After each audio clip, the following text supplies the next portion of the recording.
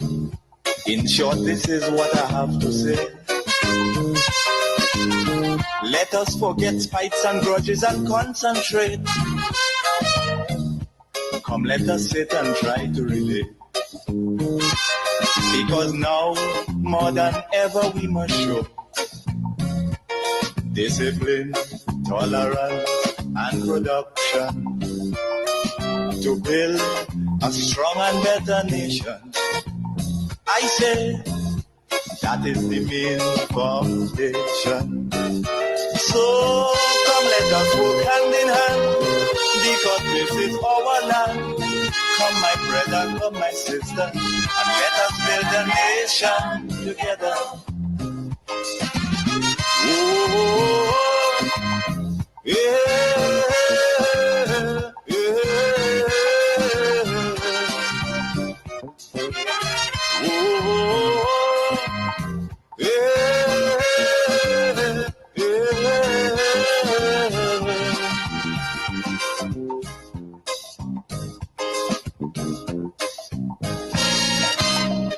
Remember, the key to success is working hard.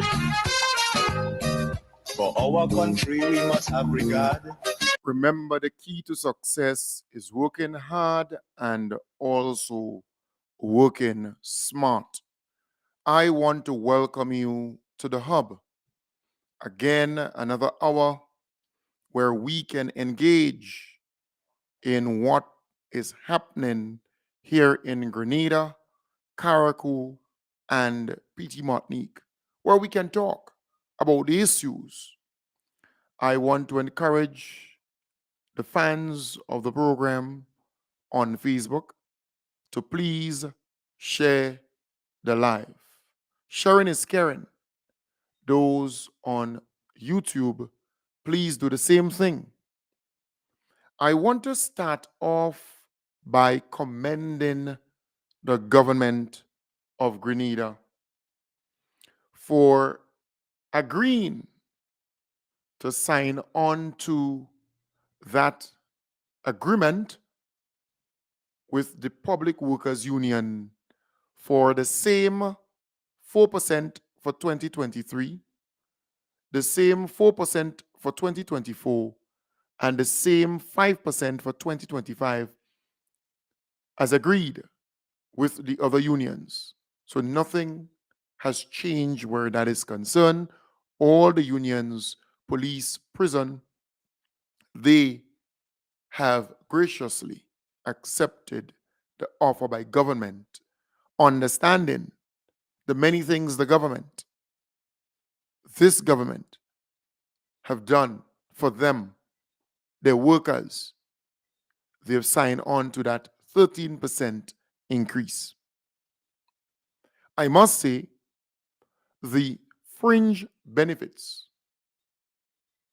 after 10 years of knocking and fighting and asking the NNP administration to please let us sit and come up with that fringe benefit package that we are rightly entitled to, the NNP refused to sign on to anything of that sort, but the NDC saw the wisdom in doing so, and the workers of the Public Workers Union can go to sleep tonight knowing that that package is very attractive.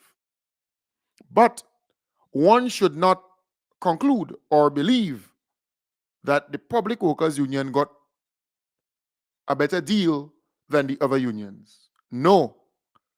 All the unions got the best deal. They're not, one ahead, one better, one worse. No.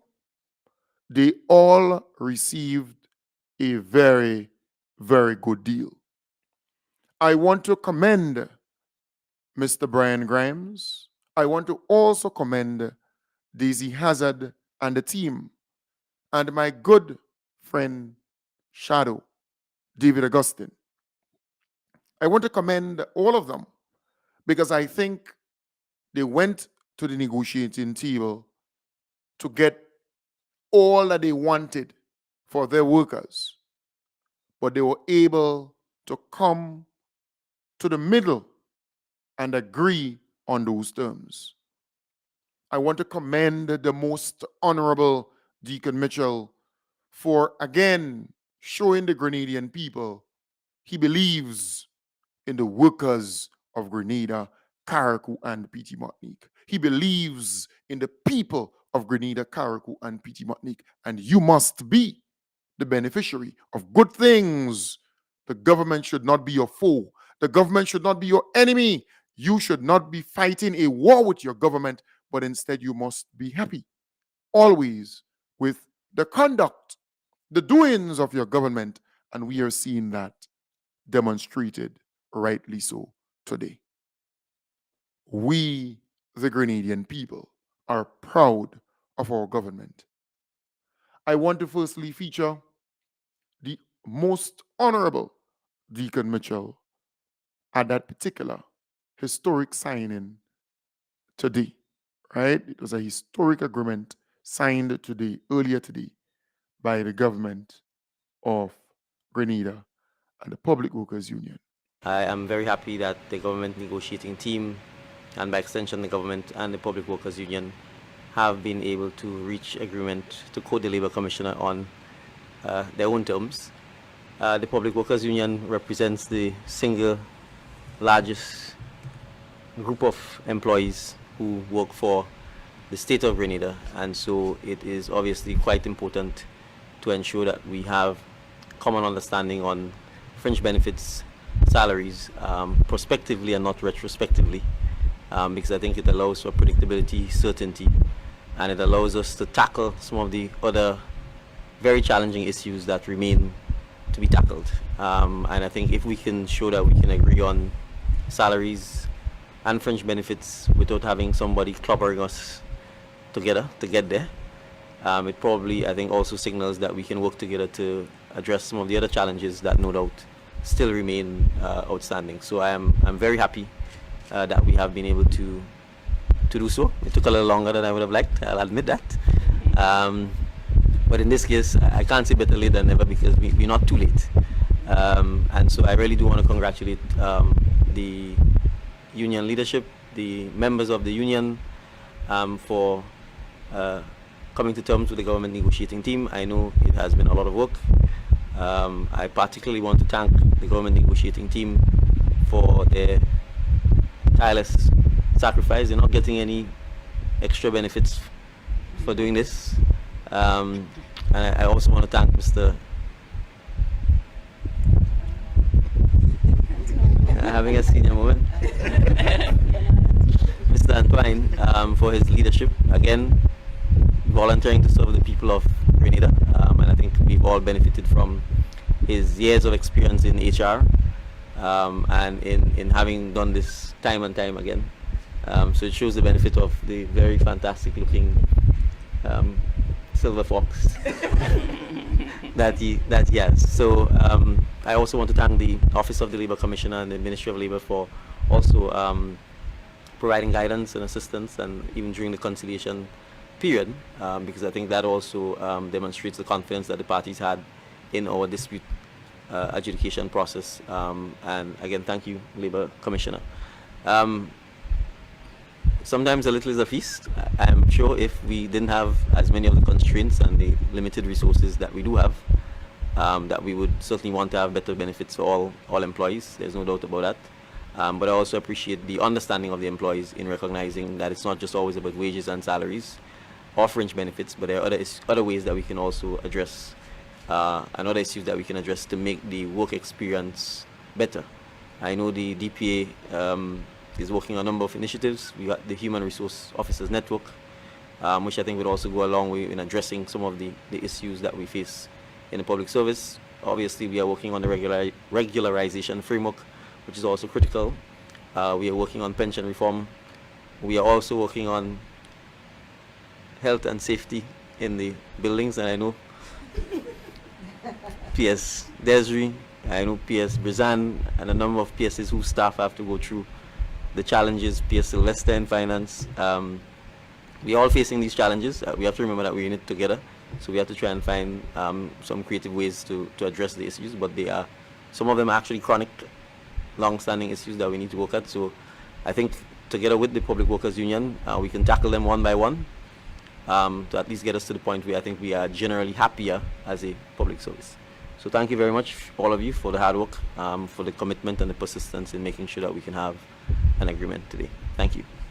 Right. So that was our beloved Prime Minister there speaking at that historic signing ceremony. You know, they signed to seal the deal with that agreement for the public workers of Grenada, Carriacou, and PT Martinique. Let us hear from the unions now, or representatives of the unions, of that union, the Public Workers Union. Mercies, because nothing can happen without God's blessings. I would like to thank also the joint negotiating team, which comprise TAU, GMMIWU, Bank and General Workers Union, or BGW, prisons, police. We are sitting here for ourselves, but the journey began with a collection of unions and staff associations, and it will finish with everyone signing, hopefully. Yes, and I would also like to extend special thanks to the GPW, my team. You see two members on my extreme right, Sister Daisy Hazard, our PRO, and Sister Nikisha Saint Bernard, the President of the Grenada Nurses Association.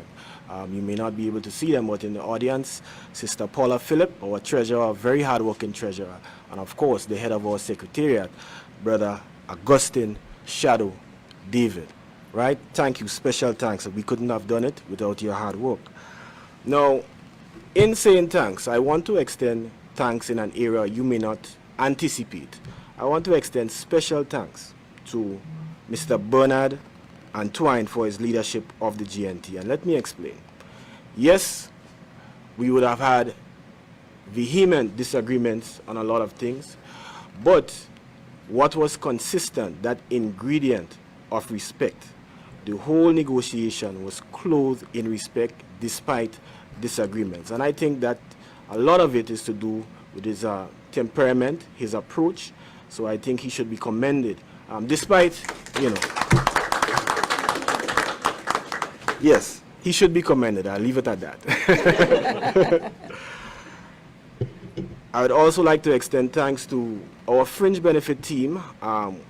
Members you may not see here today, but it's a team that was commissioned in 2021 upon me becoming president, because we had foresight in terms of our fringe benefits that we were lacking in that area. And today we have reaped the success in that we will be signing on, apart from the wages, on a fringe benefits package. So wherever you are, thank you very much for the effort. And this was done pro bono. They did it voluntarily in the true spirit of public service. And last, but certainly not least, I'd like to thank the government of Grenada, because we would not be able to sign today if there was not basic agreement to the request that we made, and in terms of the overall agreement. So the government of Grenada should also be given commendations.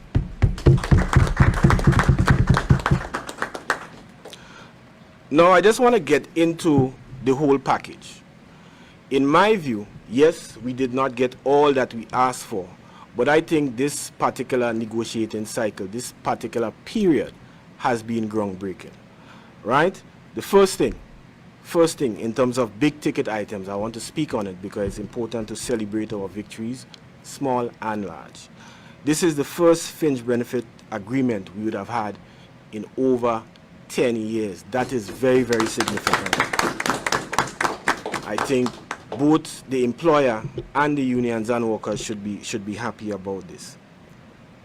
Very, very importantly, and I know I was speaking to a contract worker up here, this package has in it a clause stating contract workers will get the increases, even fixed-term contract workers. This is monumental.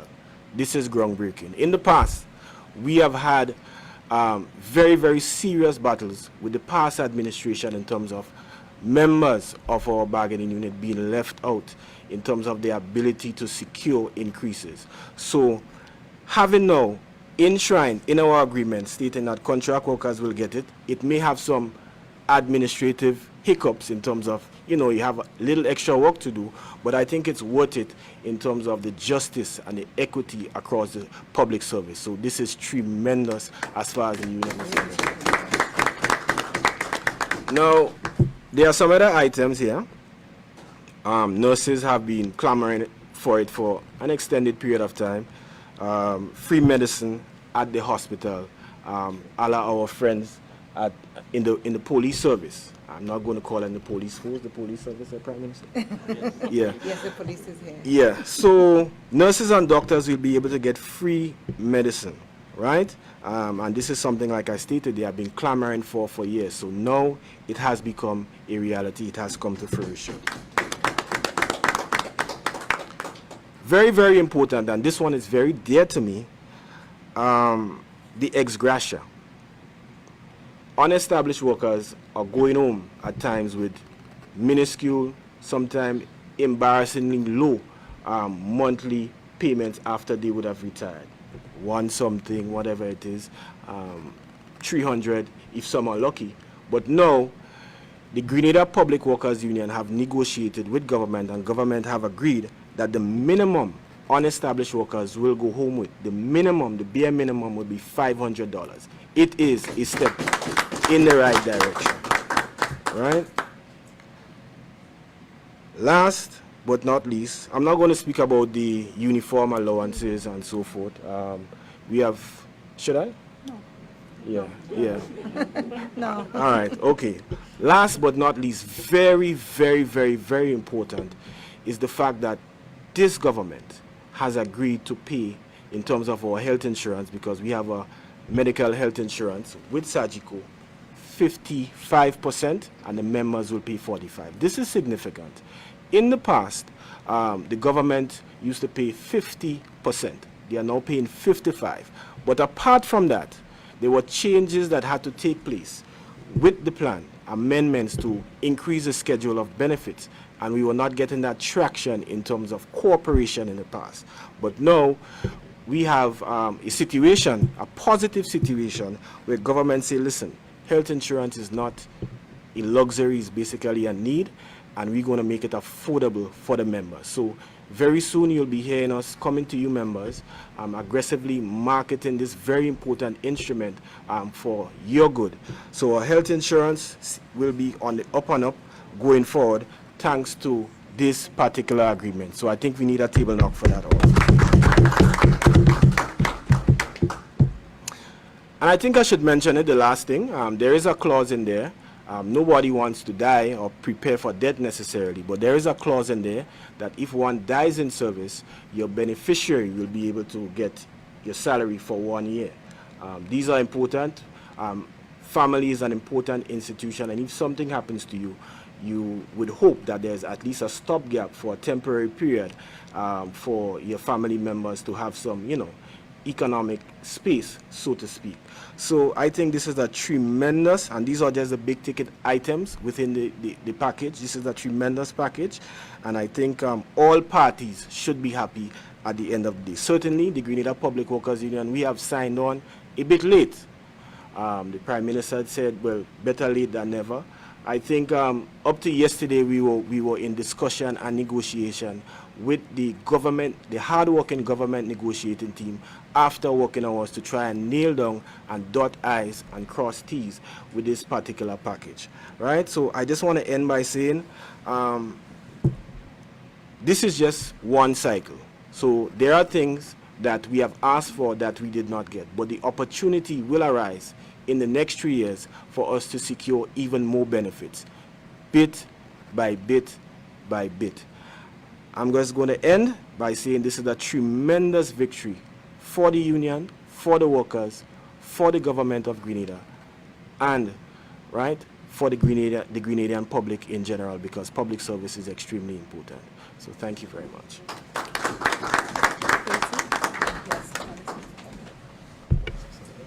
Ms. Hazard, a few words from you. Good afternoon, everyone. I want to stand on protocol already established, but I do have to acknowledge the presence of our Prime Minister, Honorable Deacon Mitchell, with us today.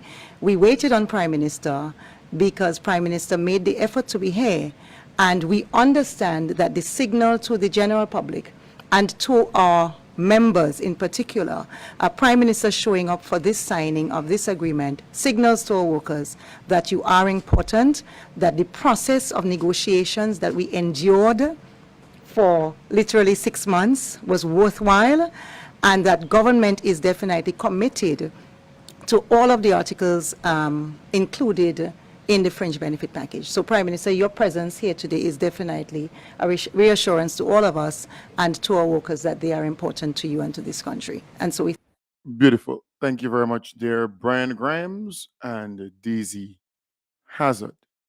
And folks, if you understand politics like I do, you would appreciate the fact that you have Brian Grimes and Daisy Hazard showering praises on the government of Grenada, on the NDC administration. At this point, I can tell you the NNP supporters are mad because they want confrontation between government and the unions. They want that because under the NNP, that is what used to happen. They have grown accustomed to bacchanal, TV confrontation. But you're not seeing that happening now. It's a new administration in power. It's a pro-worker government. It's a friendly government when it comes to the workers, their rights, their benefits, the condition in which they work, improving that. So it must be understood by the viewers and listeners. When I do stuff, I do it tactically. I do not operate by guess. I was recently on Ride Along. Some people would be in awe the way I spoke earlier, the way I explain and shower praises on Brian and Daisy. I was very cordial, very respectful, genuine, right? But it is also tactically done, right? So there are people under the live who might still be, bitter, angry, and so on. You have to understand what I am doing and the outcome I hope to get out of it. So, first, you have the activities. Then you have, with the activities, you get the outputs and then the outcome.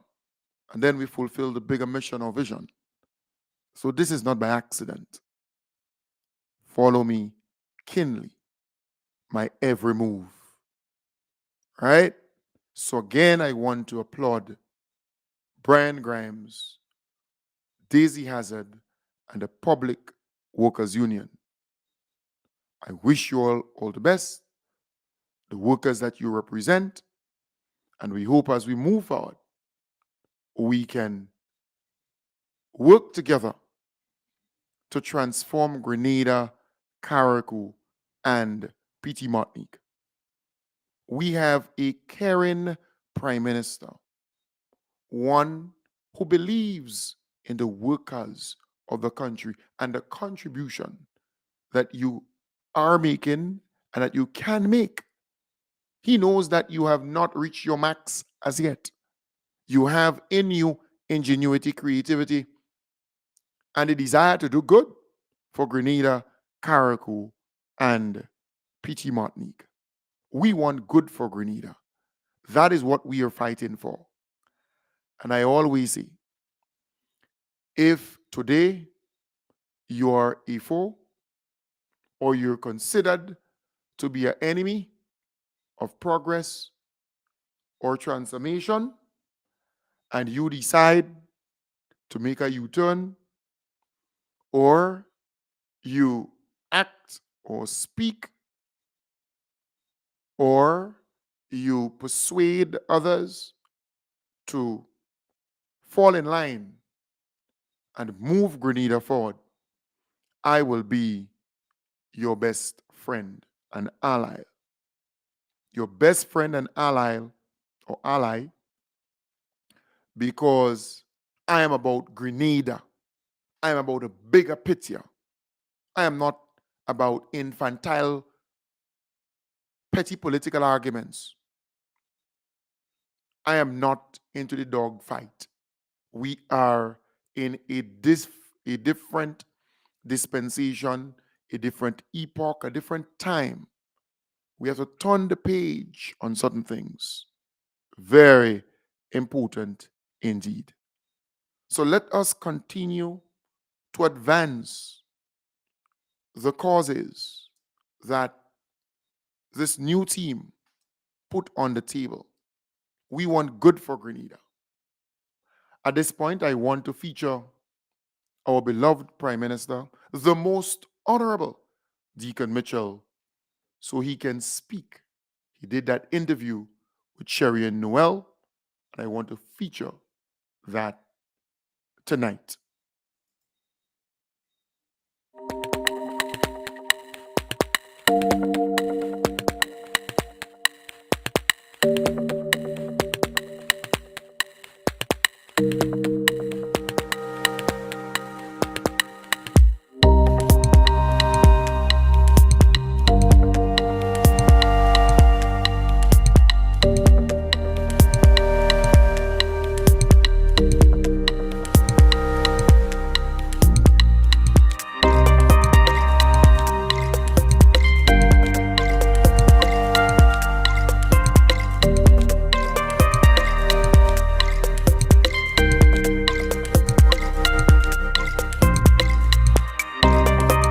Good evening and welcome to this special conversation with Prime Minister Honorable Deacon Mitchell as he reflects on his administration's one-year anniversary since gaining victory at the polls on June 23, 2022.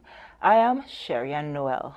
Mr. Prime Minister, much has been said about your ability to lead a smooth transition from private sector to public service.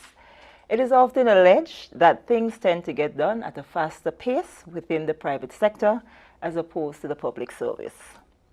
So many promises made during the campaign that has led to this moment to now. So let's get the conversation going by speaking to your transition from private sector to public service, adjusting to the norms, and I would like to say settling down if you are settled at the moment. Yes, well, thank you very much for having me. It's a pleasure to be having this conversation. I think the transition has gone fairly well from private sector to public service. I think the same energy I had in the private sector, I bring it to the public service. I'm used to working long hours in the private sector, and so to that extent, it's been easy to transition into the public service. Working long hours is also part and parcel of that. And yes, decision making is dramatically different in the public service than it is in the private sector. But that's just part of the learning curve, and I think we've navigated that fairly well. And you've been one of our younger prime ministers and campaigning on what you termed a transformational agenda. Let's speak a bit to the composition of your cabinet to ensure that you realized the promises made in terms of transforming this beautiful island of ours. Right, so I think we have a nice mixture of senior persons, and I'm saying senior relative to the youthfulness of some members of the cabinet. You know, the age ranges from mid-20s to post-retirement age. I don't want to necessarily disclose the age of some of the elders in the cabinet, but I think we have a nice mix. We have a mix of public sector persons. So for example, Minister of Education, Minister of Health, they all come from the education sector, public sector driven. People like Senator the Honorable Gloria Thomas, a significant public sector background as well. Adrian Persuader Thomas, the Honorable Minister of Agriculture, also public sector. But then you have me, all private sector. You have the Honorable Philip Telesford, again, essentially all private sector. the Honorable Andy Williams, essentially all private sector. We have Minister Lennox Andrews, who has been largely public sector, but post his public sector retirement has spent some time in the private sector, particularly working with cooperatives and so on. So I think we have a good mix. We also have some gender balance, probably not completely balanced, as the males do outnumber the females. And again, there we have a mix of Minister James, who's in the mid-20s, and then you have the Attorney General, Honorable Claudette Joseph, as well as Senator the Honorable Gloria Thomas, who, of course, is past the normal public sector retirement age. So I think we have a good mix of youthful enthusiasm, a lot of energy, but also tempered with wisdom and experience, because we obviously need that as well. So I think that certainly allows us, I think, to be able to get things done, but also sometimes to hasten slowly by ensuring that we check and double check, and that we are testing our own wishes against the reality of what is achievable. So in that regard, I think the team is well balanced. You have survived the first year. What would you say were some of the challenges encountered, and what were some of the strategies that you had to use to overcome them? I think that the main challenge, and it's an ongoing challenge, is the state of the public service. For the government to deliver effectively, the public service has to be able to be in a position to do so. And the truth is, I think we entered government where clearly there had been an atmosphere of fear. Clearly there had been an atmosphere of what I would call irrationality, in the sense that people were not motivated, people were not being promoted, people were not being confirmed. We've created a dual, perhaps even triple public service, where you have established public servants, you have contract workers, you have unestablished workers, and so you have people sitting next to each other doing the same jobs, earning dramatically different remuneration. In many instances, there's a lack of structure, a lack of leadership, and so people, frankly, were not motivated. So that is an ongoing challenge, and it's been compounded by the fact that I think over the last 15 years, and in some instances, perhaps over the last several decades, the state of the physical infrastructure, the buildings that the public workers and public officers have to work in, has been in quite frankly, a deplorable state. Not fit for, in many instances, human habitation. We can start from the police stations, the state they're in, some of the health centers, the state they're in, some of the schools, and many of the public buildings. So when you combine that, you've had, frankly, a toxic mix where motivation is an issue. And so obviously it's our job to tackle those issues one by one, with the hope that the public servants appreciate that they see our government as partners, and as I said, be part and parcel of the same team, so that we can all become motivated to serve the public of Grenada to our best, and to really begin the transformation of the country. So I think we have to transform the public service. It's not something that will happen immediately. One way of addressing this is to let the workers know that we are their friends. We are their partners, we run the same team, and therefore, in whatever little ways we can help improve the terms and conditions of work, we are committed to doing so. Of course, we have limitations in terms of budgets, in terms of what we can spend, in terms of how we can spend, but that's not an excuse for not trying. And there are other things outside of money that we have to be able to address that can motivate people. So that's part and parcel of the solution, addressing the human beings that we are working with first. And I think once we do that, we can then begin the transformation of the public service, and in turn the transformation of Grenada. Your review for your first anniversary will be hinged based on the number of promises made during the campaign. How satisfied are you that you have accomplished, because you would have had your 100 days and going forward, that you would have accomplished some of those challenges, some of those promises? Well, I think within certainly the first 100 days and within, in a sense, the first year, I would say very satisfied. We've been able to achieve things that I think has been outstanding for decades. The pension is one obvious example. We've been able to do things that people said would not happen, the bi-monthly payments. I just give these as examples to demonstrate that you can get things done. If you set the goals, if the goals are realistic, if you have buy-in from the persons who need to make it happen, it can happen. So to that extent, it is really just the beginning of getting our citizens to believe in the government, to believe in the state institutions, and by extension, to believe in themselves. So in a sense, although there are several promises that we've clearly made and kept, some of which we've kept even though we didn't make the promises, like, for example, the dock salaries and paying that back. That, to me, still is really the start of the process. The more fundamental changes that we need to achieve, what we are trying to do is set the foundation for that so that we can move forward with issues like education, healthcare, food security, energy transition, digitization. Those are the more fundamental issues that we need to be able to achieve if we are going to transform the country. And I want us to move, though, to the issue of statutory bodies. That is another area where a lot was said in terms of strengthening and ensuring that persons who sit on boards are desirous of such positions so that the true potential of the organization in terms of the statutory bodies can be realized. Let's speak a bit to that and what your administration has done in terms of making good on that promise. Right, so I think the first thing we have done is just in terms of the selection of persons on boards. We've, in a sense, tried to do it in very much the same way the cabinet has been composed. We've looked at issues such as gender equality, trying to ensure that there are females on boards.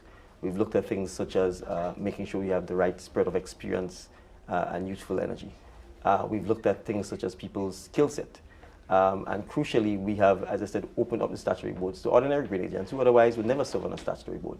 The history of many of the statutory boards have been essentially the politicians pick people who they perceive to be supportive of them, oftentimes regardless of their skill set or their ability to sit on boards. And I'm not going to deny that there are political appointees on boards, but the reality is the vast majority of the persons who sit on our boards, statutory boards, are not political appointees. Many of them came through the expressions of interest. As you recall, we had indicated to Grenadians who were interested that they could apply. In fact, I would say a significant number of the females who sit on boards come from the expressions of interest. And so we have gone further. We also indicated that if you sit on a board, we will give you the opportunity to be trained and to be accredited as a director. We've launched this program. We've had at least 3 cohorts of directors who've gone through this training. I'm happy to announce that this July, we will be presenting certificates to the first cohort who will become accredited directors. So it gives them, first of all, the training, second, the certification, to assist them in their management of these statutory bodies. But it's also about their personal development, because now that you're an accredited director, essentially paid for by the statutory body that you're serving, when you leave that board, it gives you the opportunity to serve on private commercial entities, on banks, on insurance companies, because you would have now gained that qualification. So when we talk about the development of Grenada, that's just part and parcel of the kinds of things that we need to do to give our citizens the advantage to really help us manage the country going forward. And how satisfied are you with that move? Because it seemed to have been the first time that something of that sort took place here in Grenada, where directors were given the opportunity to be trained. Well, I would say this, I was asked to make opening remarks at each of the sessions we've had with the directors, and I said to them what I'm saying to you now, which is at the end of the session, you will have the ability to be accredited as a director. I don't have that luxury because I haven't received the training that they're receiving, so in a sense, they're even better placed than I am to help manage the statutory bodies. So I'm very satisfied, and certainly the response, not just in Grenada, but regionally, to the initiative was very favorable. And I think even the facilitators of the training sessions commented on the fact that it has never been done in certainly the OECS, or for that matter, I think CARICOM, that sort of training and that sort of opportunity for our citizens. So I think that is certainly something that we are proud of, and we look forward to continuing to do it until all our directors on statutory bodies are certified as directors. If we move now to some of the tough decisions that you would have had to make during the first year anniversary, and one of them that stands out is marketing a national importing board. Yes. Yes, it was not an easy thing to do, but we also can't shy away from the difficult and tough situations. And oftentimes you probably learn more and you grow more if you go through a difficult time. So I think and that goes back to the whole question of the management of statutory bodies. If statutory bodies are not managed properly, they pose a significant risk to central government and to the government's fiscal space as well. Because once you're a statutory body, if you fail, it is likely that you're coming back to the taxpayers' purse for corrective action, or oftentimes for a bailout. And in a sense, that's exactly the situation we faced at MNIB. Now, the issue here is, do we continue the bailouts with no changes, or do we take corrective action? And so we thought, one, we had to take corrective action. So scaling down the operations of MNIB, and I want to emphasize that we didn't close it down. Okay. What we did was structural changes to stop the bleeding and to put the entity in a position where it could emerge stronger. So the strategy is really one of ensuring, one, that the entity itself could stop the bleeding, stop the loss making, and stop having to rely on central government. We got to the point where we were paying the staff salary every month. So it basically means they couldn't meet that. It couldn't pay its rent. It couldn't pay utilities. It didn't have money to buy produce and to pay the farmers. So what we did was to take over the bank debt, essentially, and most of the long-term and medium-term liabilities. Obviously, we severed the staff. We paid their severance.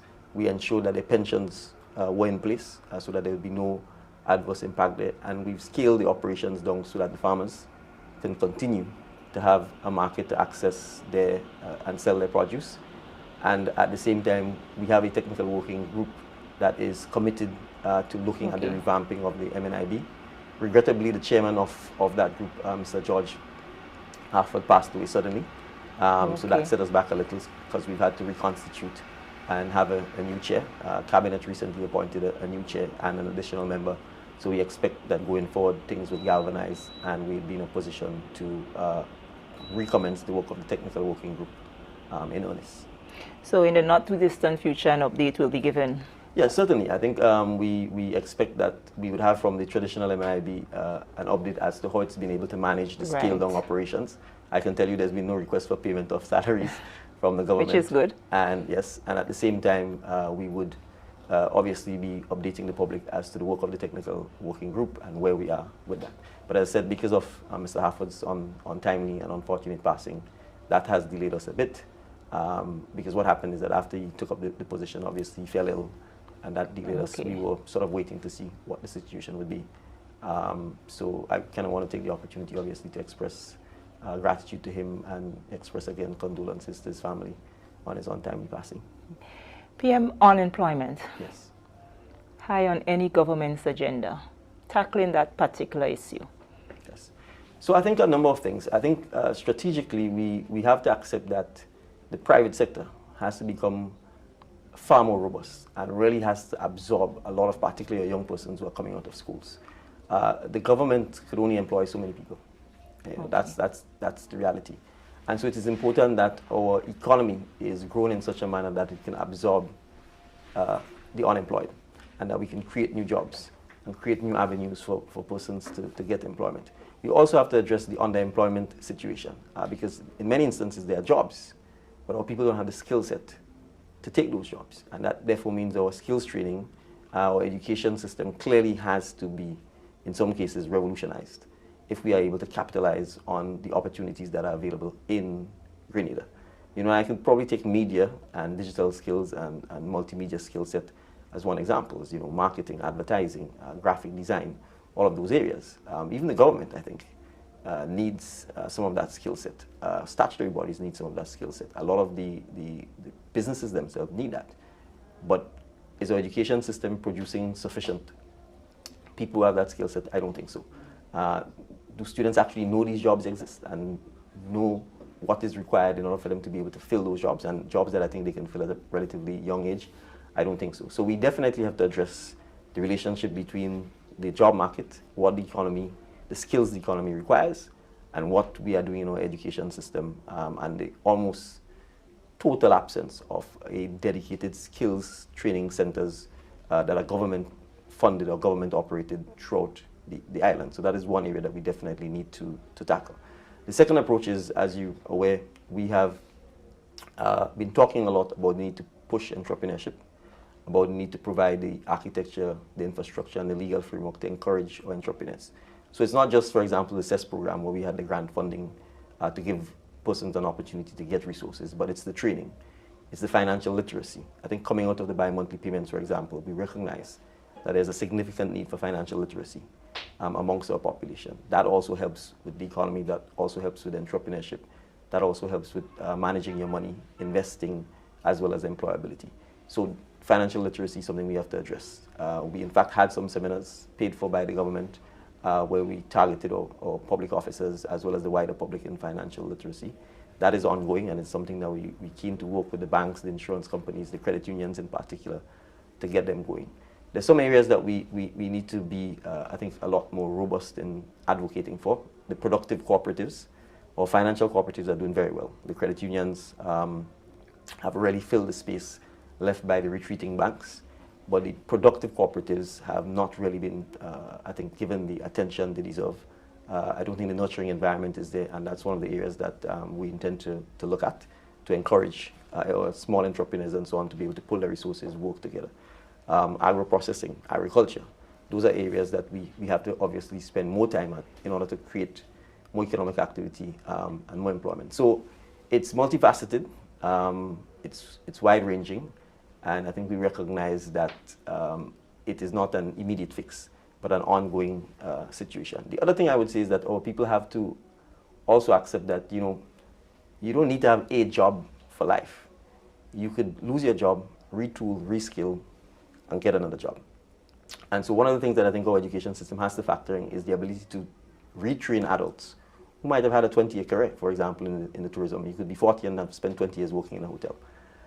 And if for some reason the hotel goes under or it's challenged by, say, COVID-19 type situation, we should be in a position where we can reskill and retool our people so that they find employment in other industries that are growing. And I think that is part of what we have to do. And I think the digital economy is one obvious area that we can look at to ensure that we are constantly improving, giving people the opportunity at retool and reskilling. But there's a lot of work to be done. The infrastructure, making sure internet is accessible to everybody, making sure we teach computer literacy, making sure we teach digital literacy, making sure everybody understands that Facebook and social media is not just for entertainment, but that you can monetize it. Those are some of the things that I think the population has to learn, and we are keen to roll out a strategy that supports that. Very much. PM, on that note, we're going to take a quick break. Viewers, you are listening to the conversation here with Prime Minister the Honorable Deacon Mitchell as he reflects on his administration's first year in office. We're going to take a quick break and we'll be right back.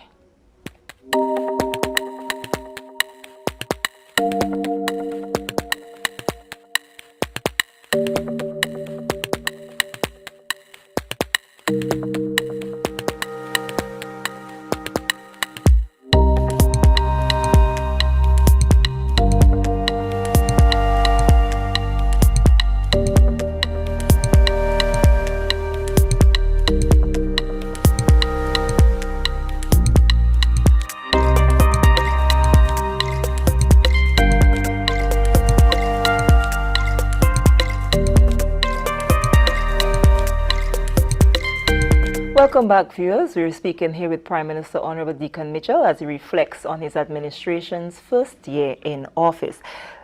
Mr. Prime Minister, prior to the break, we touched a bit on statutory bodies. We spoke to the marketing board and so on employment. I want us to speak a bit now to the whole issue of transportation in terms of by air and sea, in terms of helping to spur economic activity.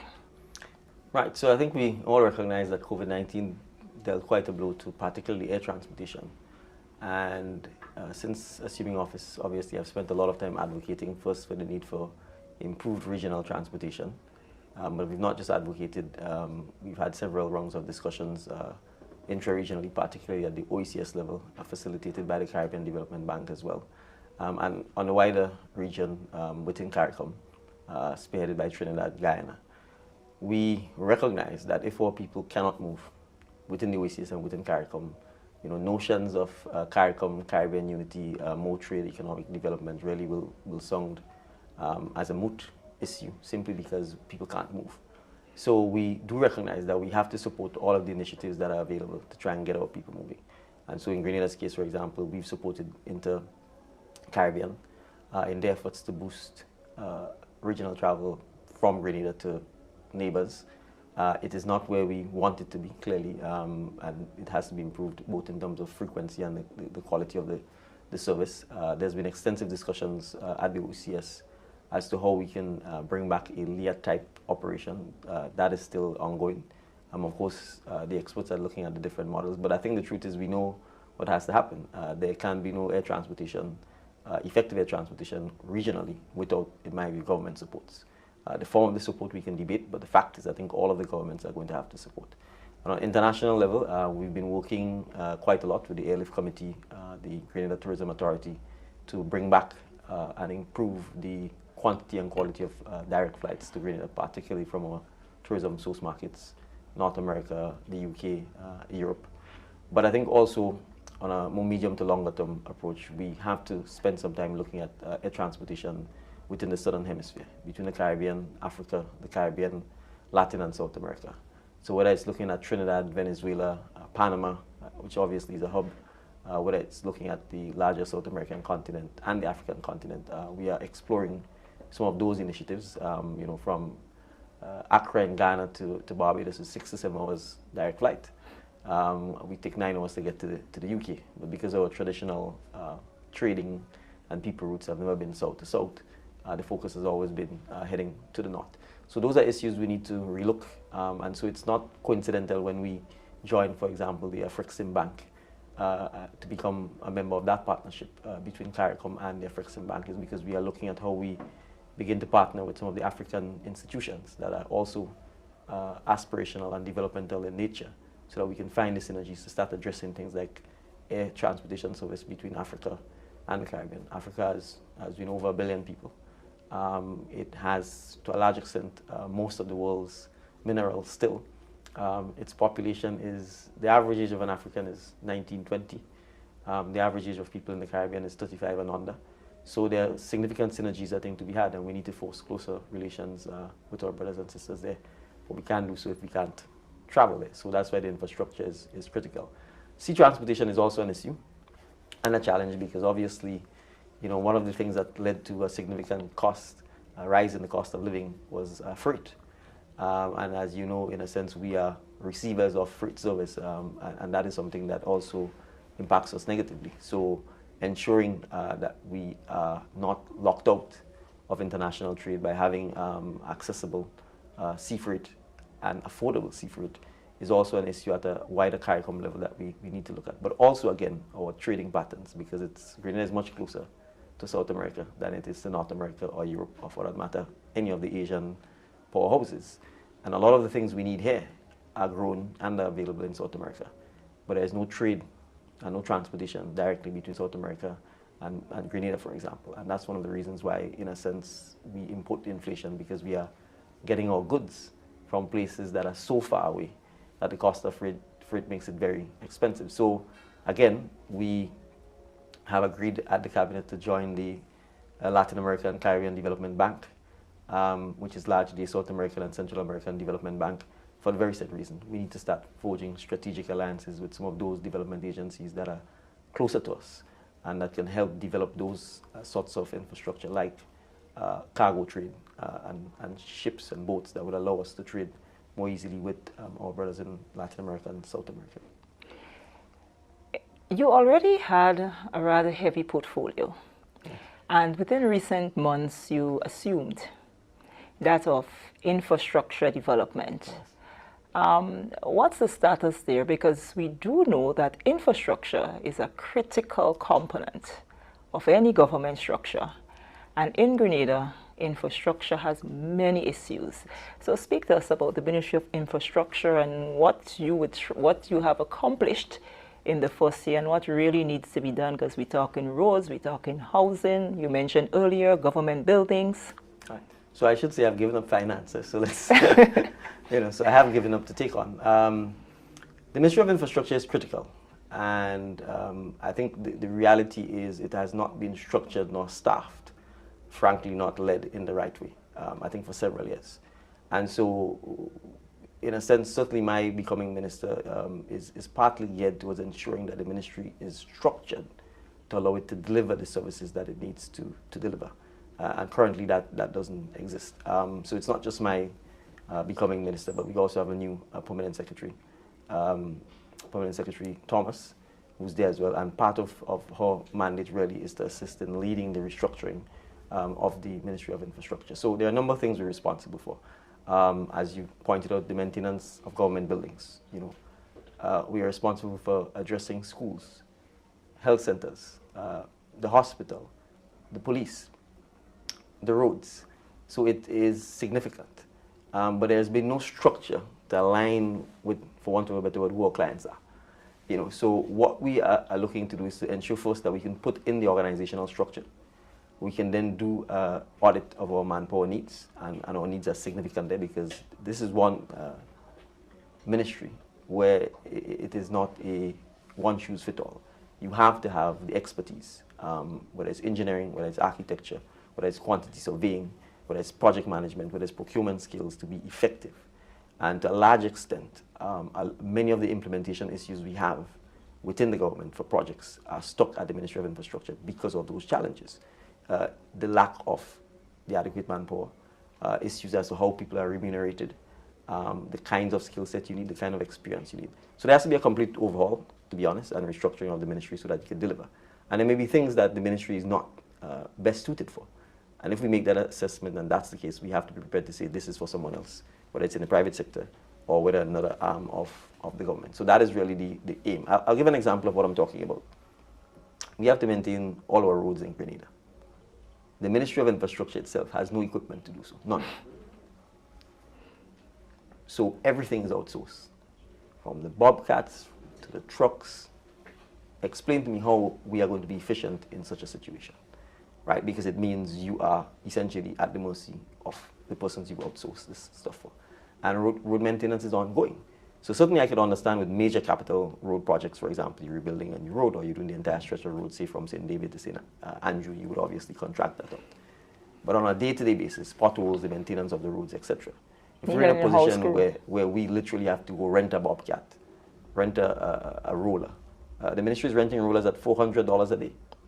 It is using it for sometimes less than half hour, right? We're renting bobcats and operators. We are the biggest client in Grenada when it comes to construction, and we're at the mercy of everybody else because there's been no structure in place, right? So I'm not here suggesting that we need to do all of it, but I'm saying certainly for some basic maintenance, we need to have the equipment and we need to have the personnel to be able to respond and respond quickly and effectively.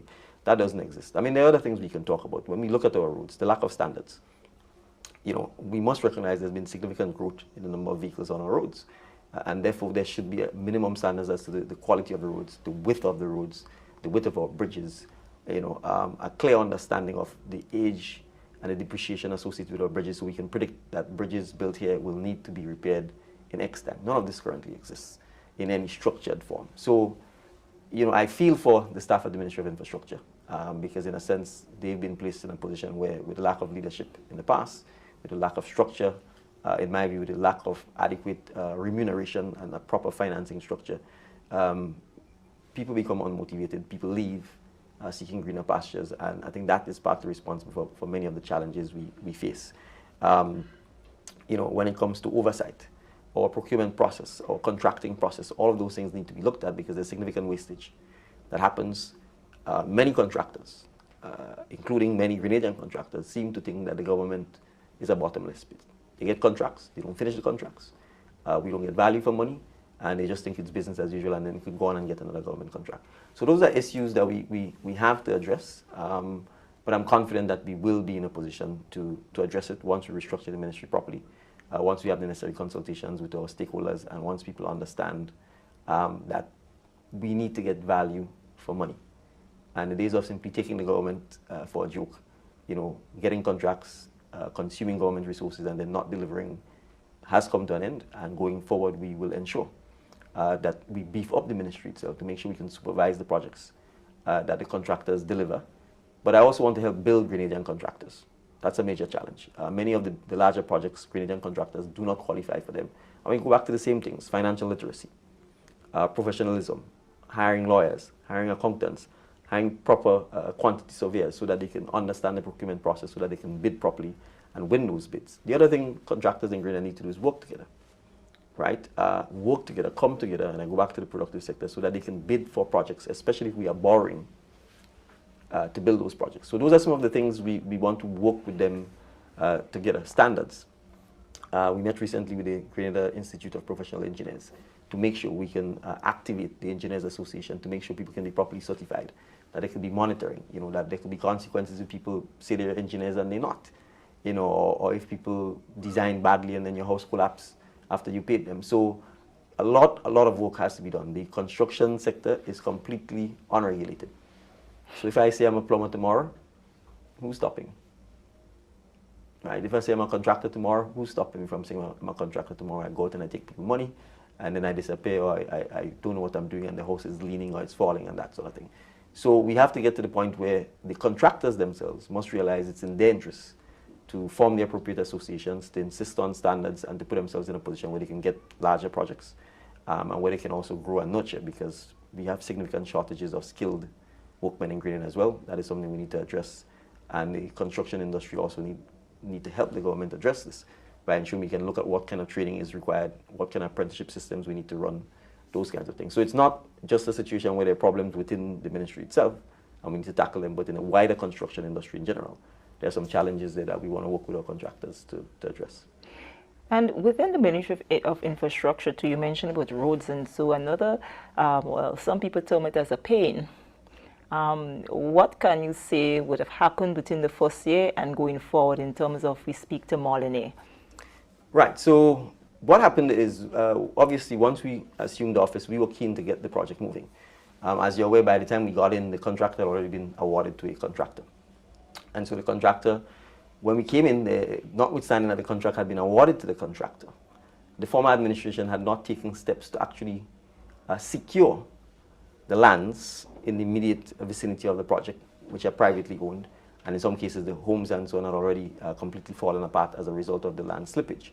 And so we had to overcome this first hurdle of actually acquiring the lands and paying for the lands. And that required acquisition notices, that required us meeting and negotiating with the landowners to agree on price and that sort of thing. So that was one of the bottlenecks which we had to overcome.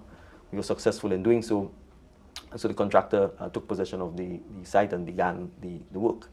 Now, there was a Nawasa main that runs along this corridor, which is a critical water supply to the south of the island. Regrettably, that pipe broke and significant water. And the site, which is already an inherently unstable site, to some extent became more unstable. And so what would have happened is that I think certain decisions were made on site, which impacted the original design. So for example, the original design, which was done by Beston, had not contemplated doing anything to the hillside. Basically, the approach was to stay away as much as possible from the hillside, because they recognized the inherent risk that the hillside was unstable, and they did not wish to necessarily go into the hillside. But at the Ministry of Infrastructure itself, I think the decision was made to, in fact, go into the hillside, arising from the burst water pipe, because I think by then what they were seeking to do is to try and find some more solid rock type. But the truth is the hillside, to a large extent, is gravel. And so they would have had to do significant excavating and benching of the hillside. So what that has led to is the fact that we've had to redesign the site in terms of the engineering solution. And we spent the last several weeks with Beston and the team of the Ministry of Infrastructure looking at redesigning the site. In fact, up to this morning, I met with Beston. A new design has been proposed. We've done some consultation with that. We've had the Grenada Institute of Professional Engineers look at the redesign. We've invited the Planning Authority to look at the redesign. And the general feedback was that, in fact, the redesign appeared superior to the original design. So where we are now is that the contractor is still on site. We are hoping that the final design for the initial phase of the work becomes available to him easily next week. Of course, we then have to agree on pricing for the redesign. The variation of the contract obviously has to be priced, and a new timeline has to be agreed. All things being equal, best case scenario, assuming we can galvanize once the redesign is approved, best case scenario is we are looking potentially at the end of the year to have the site ready. Worst case scenario, we probably would need the first quarter of 2024. But of course, one major issue is the stability of the site. I think the engineering design is fairly confident that the road itself could be built, but we've got the hillside. And so part of this process involves stabilizing the hillside as well. And so we expect that work will have to begin almost immediately, because the rock is now bare. The rainy season upon us. There are two homes, fairly large homes, at the top of the hill, so we need to protect and stabilize the hillside. So I think that's our first order of business, and we expect once the design is approved and we're ready to go, that work will begin almost immediately on doing the I think it's called geo mapping matting to ensure that we can stabilize the hillside, to ensure that we can get vegetation to grow, to hold the hillside up. Construction work should then go on in earnest over the next several months on the road itself. And then at the bottom, we also have the slope that also needs to be stabilized because, of course, the slippage started originally beneath the road, not on the top side of the road. So that is really the current status of Moline. So what it means is obviously the budget is going to have to be, to some extent, significantly increased because you've got a redesign and you now have to deal with the stabilization of the top part of the slope as well as the bottom part of the slope. And if we can speak a bit to the bold move made by you in terms of creating that super ministry in which the creative industry falls. Right, so we view the super ministry as really the ministry to drive productive activity and economic development.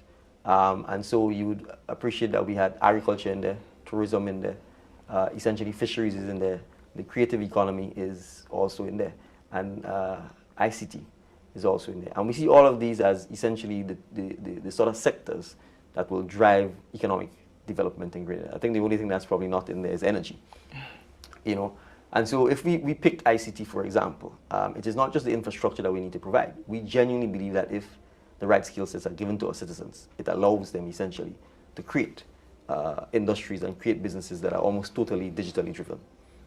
You know, if we take the creatives industry, again, if you give people the right training, the right skill set, whether it's encouraging them to be painters, artists, musicians, videographers, you know, poets, you know, fashion designers, whatever, it gives them the ability, because they don't have the skill set, to in fact go and create employment, become their own bosses, create businesses, employ other persons. Tourism, similarly, if you encourage more community-type based tourism, so if we can create more hotels, again, it allows for more jobs to be created, and obviously agriculture and fishing are self-explanatory. So that is really why we took that approach to say, look, this is the productive sector. We have to see how we can get linkages, how we can have the synergies, as well as how we can look at the concession packages that could help drive that. So that really was the reason for sort of clustering it there. And of course, we have a Minister of State with special responsibility for agriculture and fisheries.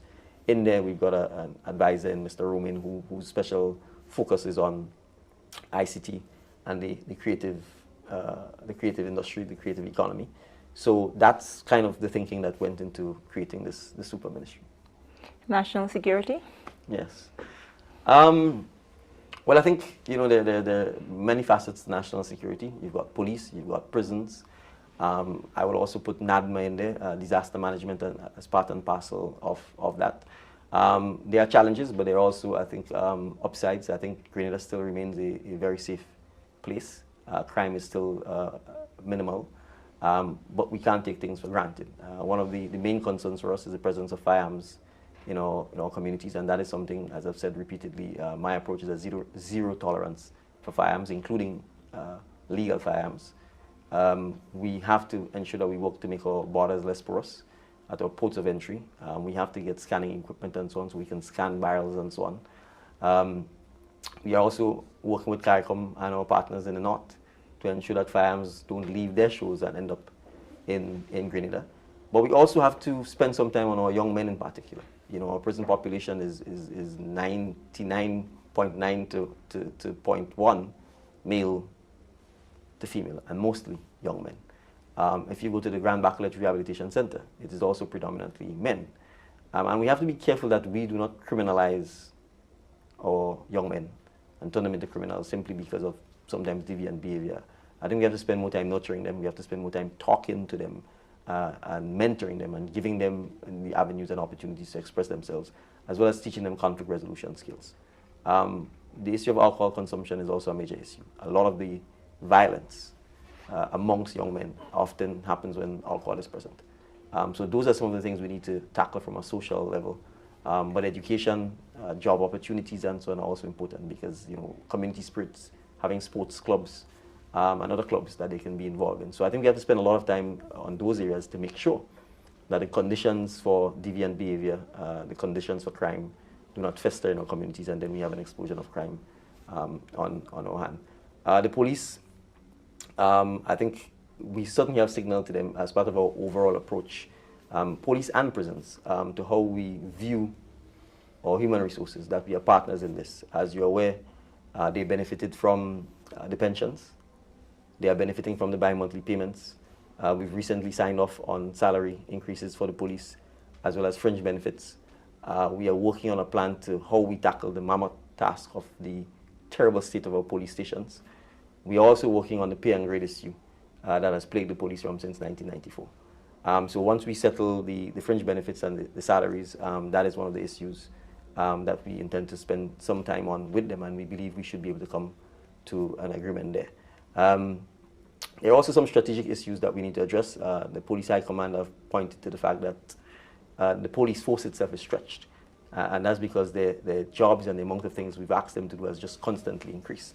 We need to scale back some of that, and some of the things the police are dealing with should really be in civilian hands. From things like port security, airport security. These statutory bodies, in our view, can take care of their own security arrangements for the most part. We have to treat with the licensing of vehicles, the inspection of vehicles, those things properly, in my view, belong to the Transport Commission, and we will be developing the Transport Commission to take care of a lot of that so that the police officers, they can go back to policing the immigration department, the passport department. Again, this has been done by police, but really, this is administrative work that properly could be done by civilians. So, you know, we have police officers trained and whose skill set could be better utilized sitting, reviewing passport applications and some of those things. We believe that could be done by the civilian staff, and many of it is already being done by civilian staff. So again, we want the police to be able to go back to policing so that they don't feel as stretched. We certainly, as I said, have to tackle the facilities that the police officers work in. And then finally, we have to project what should the police force look like in the next 10, 15, 20 years. We've inherited a situation where there has been no succession planning. And if you paid attention to a recent press conference, you would recognize that, in fact, many of the top brass of the police force came in together, they're all exiting together, and there's no succession plan. And so we've had to recall some of them out of retirement to help with this issue of managing the force and building the institution going forward. So those are some of the things we need to look at: the recruitment policy, the training that is required for police officers. Many of them find themselves now in leadership positions without having the opportunity to have been trained, whether it's in the UK, US, other regional institutions like in Jamaica and so on, or in Trinidad. That is something we need to work on to help. So there's a lot to do. Again, the prisons, similarly, I think we know the state of the prisons. It's been there forever. Again, those are some of the medium-term things we need to address. The prison officers themselves also have significant issues. A large number of them are acting. That is something we need to address. The regularization of public workers in general. So it is something that's ongoing. But I certainly think from a national security perspective, things have been more or less quite stable. We need to prepare for the hurricane season. Natural disasters are always a security threat, because, you know, if things break down, then law and order could be compromised, people's safety could be compromised, people panic, and so on. So we are keen to ensure that NADMA transitions fully into a statutory body, that we staff and resource NADMA, and that we can ensure that NADMA plays not just a body for hurricane disaster preparedness and response, but for all national disasters, from fires to floods to pandemics, whether they're health or otherwise created. So that's the sort of general vision we have for NADMA. PM, as we wind down the conversation, a quick note on health. I know that when your administration came in, the migration of nurses, and so in terms of stabilizing the health sector, how has that been in the past year? Well, I think it's a challenge. I mean, there's no question that the health sector is not, by any stretch of the imagination, where we want it to be. So I think you would recognize, coming out of our budget consultations, the first thing we did was to sort of look at our nurses. And we offered, obviously, a special financial incentive by paying all nurses, regardless of the categories, an extra $500 per month. Not just about the money, but I think to signal our intent that we genuinely do care about our healthcare professionals and the services they bring, and we recognize the critical importance of it. But on a wider level, I think there's some strategic issues that we are working on to, I think, pull our healthcare system into the 21st century. We have to move from a expense cost-based system to one that is revenue generating. Because currently the way we pay for healthcare is that we take taxpayers' money, we put it in the budget and say this is a fixed amount, and then we basically are left to fend on our own. So we're doing a couple of things. We are seriously pursuing the national health insurance, because we genuinely feel, particularly for major medical issues, which oftentimes has the potential to bankrupt a person, if we have insurance, you at least are guaranteed that you have the ability to pay for most, if not all, of the expense associated with that. Two, we are significantly looking to beef up scholarships and so on that are available to our nurses and other healthcare professionals. As you're aware, we also continue to look for scholarships opportunities for persons to study medicine and so on. But I think the big strategic one is the new hospital. And we view the new hospital from a revenue generating concept. We want to have a state-of-the-art hospital that allows the doctors at SGU to do their rotations here. If that happens, that means they spend 2 additional years here. That helps to boost the economy from a tourism perspective, but it also gives almost immediately our public access to a lot more doctors, even if they're trainee doctors, than otherwise would have obtained. I think, two, we specifically want to target health and medical tourism because we think that feeds directly into our tourism brand and what we want to do. And if we do so, it means then that the revenue generated from this can help to underwrite the cost of running the hospital. And if we do medical tourism, then the medical tourism must be first class and world standards, which then means our public gets the opportunity to have first class medical attention. Three, our primary healthcare system. We significantly have to revamp that and make sure that healthcare services are available in our communities and that it's heavily focused on preventative healthcare, making sure people understand nutrition, make sure they eat right, make sure they exercise, make sure they take some of the primary healthcare issues like dental care seriously, starting from the schools and so on. So those are some of the things that we are working on. But additionally, from a private sector point of view as well, we want to encourage as many investors from the private sector to engage in the healthcare business by operating their own clinics that gives the public additional access to healthcare. So we are currently working with one doctor who's an SGU alumni who wants to open an OBGYN clinic here. He's made significant progress in that in terms of the site, in terms of the physical work on the clinic as well. We are currently reviewing the MOU to get that going. There are other local entrepreneurs, and I want to highlight that so they don't think they've forgotten, who are also investing and creating healthcare businesses such as Care Transition. And we're facilitating some of that by providing incentives and so on, whether it's for bringing in specialized vehicles, ambulances and so on that can accommodate persons who are sick or persons who need wheelchair access, those kinds of things, because we too want Grenadian entrepreneurs to see the healthcare and the medical field as a place for investing so that they can help us solve the healthcare challenges that we face. PM, as we wrap, what will be some of the priority areas going forward for your administration? And if you can just touch a bit on the, I must ask you, the welcoming of opposition MP, Honorable Delma Thomas, into the fold as you talk transformation and nation building. All right, well, I'll take the Honorable MP, Delma Thomas first. I think first, what it signals is that I think it's a recognition that the National Democratic Congress government is really the future of Grenada. And it's a break from the past. So I think that to me is really, in a sense, the single most important takeaway lesson. It also speaks to a unity of purpose and to inclusiveness. And I think that is key. And we should point to that it was our colleague, the Honorable Gloria Thomas, who reached out. She didn't have to, right? If you use Grenadian language, we in power, no, she didn't have to. But she did. And I think that's testimony, I think, to the heart of the National Democratic Congress and the fact that we are genuine about trying to be as inclusive as we can and to encourage Grenadians to put the country first, right? Because if we don't do that, as I've said, we can't reverse the poverty cycle every 5 years, or then all of us will be poor. We need to be inclusive. We need to encourage our citizens to work hard. We need to encourage our citizens to be united. View politics as competitive sport. When the sport is over, you shake hands, and we have to live together. We have to grow together, and we have to build the country together. So that's really how I see it. You know, and to that extent, I'm also particularly pleased that obviously it's a female, because I think she's showing the courage that sometimes men lacked to break with the past and to move forward on a more progressive agenda. So I think we certainly look forward to working with her to benefit from her experience in government, some of the pitfalls and observations that she may have, as well as some of the recommendations in terms of how we are able to move the country forward, and particularly to break down this tribalism that sadly has kind of plagued, I think, the society and the over-politicizing of everything, in the recent past. So I think that augurs well for the future, and as we've said, we welcome everyone on board. We certainly want to encourage more people to join the progressive agenda, and it doesn't have to be that you have to be a member of the party. If there are things that are good and you can help.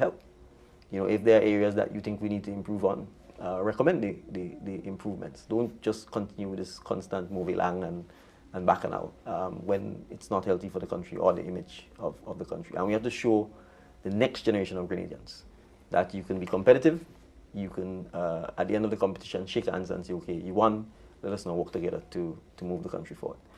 In terms of the priorities, well, I mean, there are a number of areas, but I think I'll just talk about a couple. One, energy transition is a major one. You know, our penetration of renewables is dismal. And so we have to get to the point where we have more renewables within our energy sector, and we have to do so quickly. And so we are working with Grenlec, we are working with the PURC, and obviously we are going to have to work with the private sector to ensure that the investment as well as the fiscal incentives are in place to ramp up that transition to renewable energy. We intend to use the tragedy in Carriacou as a blessing in disguise, and our aim really would be in the shortest possible time to make Carriacou and Petit Martinique 100% renewable, and to only be using diesel as a backup. And that's a commitment. I've already indicated this at the Grenlec. I've indicated this to the PURC, and that is one of the things that we really would be pushing for a number of reasons. One, you have energy security. You don't have to rely on the importation of diesel. Two, diesel is a dirty fuel. It's the way of the past, and I think everybody knows that clean energy is what we need. And we have wind, we have solar. Why are we not making use of the competitive advantage that the good Lord has given to us? So that really is one of the things we need to do. Of course, we have to do it, particularly in Grenada, smoothly, so that we don't threaten the integrity and stability of energy supply, and we don't end up in a situation where the strong, in a sense, benefit and the weak don't. And I say this because if we just allow big commercial persons to come off the grid because they're generating their own solar or their own wind, the marginal cost of electricity for the average person is going to go up because Grenlec will still have to maintain the network and the grid, but it will be losing its big customers, and therefore it will have to pass the cost on to the small customers. So what the vision really is to have multiple generating sources, with Grenlec really being the manager of the network and in a sense the buyer of the energy, which is then resold. If the energy is being bought at a considerably cheaper cost, then obviously it has to be resold at a considerably cheaper cost. And the millions, 80, 90 million that we spend per year on buying diesel essentially remains in Grenada. So the aim is to lower the cost of electricity, and we have to do so. If we can't lower the cost of electricity, the economic development of Grenada is going to be significantly stymied. So we have to lower the cost of electricity. We also have to ensure that electricity is reliable, and we also have to move to renewable energy for energy security. So that's one of the big things. The second one, I would say, digital transformation, right? We have to make use of the technology and the advances in technology to become more efficient and to create more job opportunities for our people. And that starts with the government. We have to lead by example. If we're able to do that, then the rest of the society will join in. So we could talk about how do we ensure that our people are digitally literate. That means we have to go to the community centers, we have to bring internet there, and we have to have the classes where we show people how you get an email address, how you navigate banking online, how you navigate accessing government services online. And we have to put the government services online. Your driver's license, applying for your passport, your birth certificate, your certificate of registration, those kinds of things we have to digitize.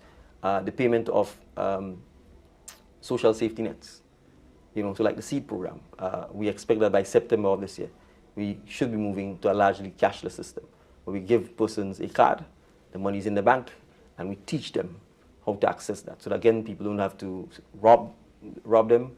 We don't have to worry about there being corruption or inefficiencies in a system where people are handling large amounts of cash, and so they attempt it. And our people don't have to suffer the indignity of having to line up in hot sun for a long period of time to collect the social safety net funds. So those are some of the things we need to move on. And by doing so, it means we ensure that these people are in the banking system. so that if there are other benefits available to them, they can get it as well. So digital transformation is going to be key, I think, for a priority as a government and a priority as a nation. And then the third one, obviously I've talked a lot about the healthcare already, and that obviously is one of the priorities. Education. Education, education, education. If we don't improve the quality of education, if we don't do some significant changes to the way education is delivered, particularly with the focus on skills, we'll continue doing a disservice to our young people. So finally, food security, because if you can't eat, none of this matters. And so agriculture and the use of technology in agriculture is a major area that we need to focus on. We need to boost our food security. We need to change our eating patterns to encourage a lot more consumption of local foods, and it starts with the Prime Minister's office. So I'm banning all imported tea from the Prime Minister's office. It will be only local tea. So when you come in and you ask for a cup of tea, it will be either be soursop or mango or mint or something that is grown in Grenada. I'm also going to ban the importation of foreign chocolates as well, but we'll get to that. So I'm just saying that, on a lighter note, we need to actually import less of things that we can readily make here. So I think food security is one of the key things that we need to focus on, and because again, the linkages with tourism, the linkages with economic growth, employment, etc. Viewers, on this note, we come to the end of this conversation with Prime Minister Honorable Dickon Mitchell as he reflected on his administration's first year in office. He would have highlighted a number of areas in which, what do we say locally, that, you can make a little boast in terms of promises made, promises kept. Is that Yes. how it's said? Yes, promises made, promises kept in terms of the pension, the bi-monthly, and so forth. So until next time, when we've been given the opportunity to sit with our Prime Minister to give you an update as to how his